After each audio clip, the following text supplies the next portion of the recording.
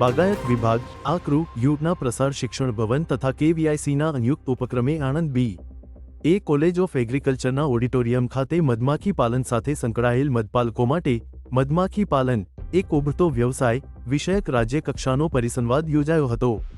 કૃષિની સાથે મધ ઉત્પાદન કરતા ખેડૂતોને આનાથી અનેક ગણો ફાયદો થાય છે।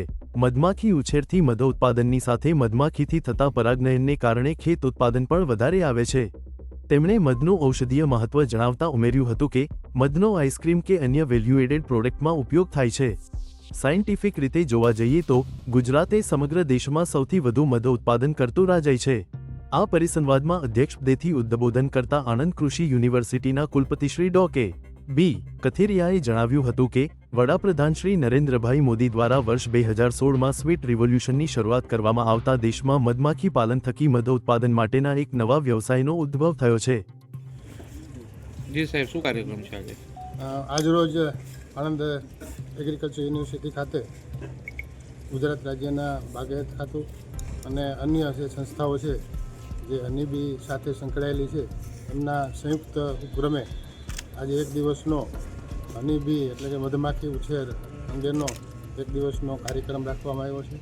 આ કાર્યક્રમની અંદર ગુજરાતના જુદા જુદા જિલ્લાઓમાંથી ખેડૂત મિત્રો અને મધમાખીનું જે ઉછેર કરે છે અને જે મધમાખી પાલન કરે છે એવા ખેડૂત મિત્રો પણ આવ્યા છે। ખાસ કરીને જે કંઈ મધમાખી ઉછેર માટેની જરૂરિયાતો છે એમનું પણ એક સારું એવું પ્રદર્શન ગોઠવવામાં આવ્યું છે। એની જે કંઈ બાય પ્રોડક્ટ છે એ બાય પ્રોડક્ટ અને વેલ્યુ એડિશન પ્રોડક્ટ આ બધી જ પ્રોડક્ટો છે એનું પણ અહીંયા પ્રદર્શન ગોઠવવામાં આવ્યું છે કે જેથી કરીને જે ખેડૂત મિત્રો હાલની તકે મધમાખીનો ઉછેર કરી રહ્યા છે એમને પણ આ બાબતનું જ્ઞાન થાય, એમને પણ એની જાણકારી થાય।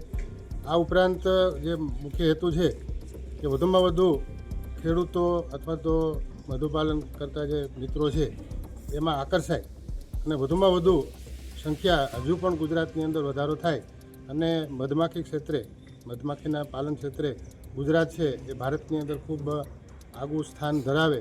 કારણ કે શિયાળાની ઋતુની અંદર આપણે બધા જાણીએ છીએ એ પ્રમાણે ઘણા બધા એવા પાકો છે કે એની અંદર આપણે જોઈએ ખેતરોમાં ખૂબ મોટા પ્રમાણમાં ફૂલો હોય છે।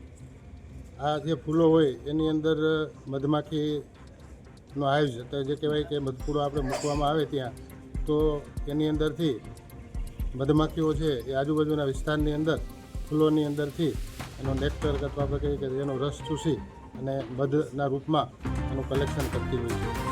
હવે દરેક પાક છે એ દરેક પાક પણ જુદા જુદા હોય છે। તો આવા જે દરેક જુદા જુદા પાકો છે એની અંદરથી પણ જો આપણે જુદું મધ કલેક્ટ કરીએ અથવા તો એનું એક્સટ્રેક્શન કરીએ તો આ દરેક ફ્લેવર કહીએ અથવા તો દરેક પાક આધારિત જે મધ છે એ મધ પણ આપણે બજારમાં સારી રીતે વેચી શકીએ। કારણ કે એની ગુણધર્મો દરેક પાક હશે એના ગુણધર્મો પ્રમાણે અને મધની ક્વોલિટી પણ જુદી જુદી હશે। તો આજે આપણા માનનીય વડાપ્રધાન મોદી સાહેબે 2016ની અંદર સ્વીટ રિવોલ્યુશન બરાબર છે આપ્યું હતું એના આધારે આજે ખૂબ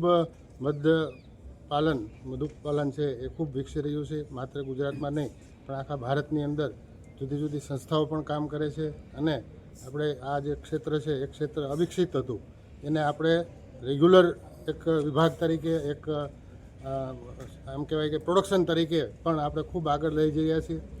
આપણે જાણીએ છીએ એ પ્રમાણે મધનો ઉપયોગ ખૂબ મોટા પ્રમાણમાં છે, જુદી જુદી રીતે છે, આયુર્વેદિકથી માંડી મેડિસિનલ બધી રીતે અને માત્ર ભારતમાં જ નહીં પણ વિદેશોની અંદર પણ એનું ખૂબ મોટું માર્કેટ છે। તો આવતા વર્ષોની અંદર આપણે આ જે ક્ષેત્ર છે એનો ક્ષેત્રનો ખૂબ વધુમાં વધુ વિકાસ થાય એના માટેના પ્રયત્નો સઘન પ્રયત્નો આપણે જે જુદી જુદી સંસ્થાઓ છે એ સંયુક્ત રીતે કરશે તો મને એવું લાગે છે કે આવતા વર્ષોની અંદર ખૂબ ઝડપથી આપણે મધનું ઉત્પાદન છે એ ગુજરાતમાં અને ભારતમાં વધુમાં વધુ કરી શકીશું।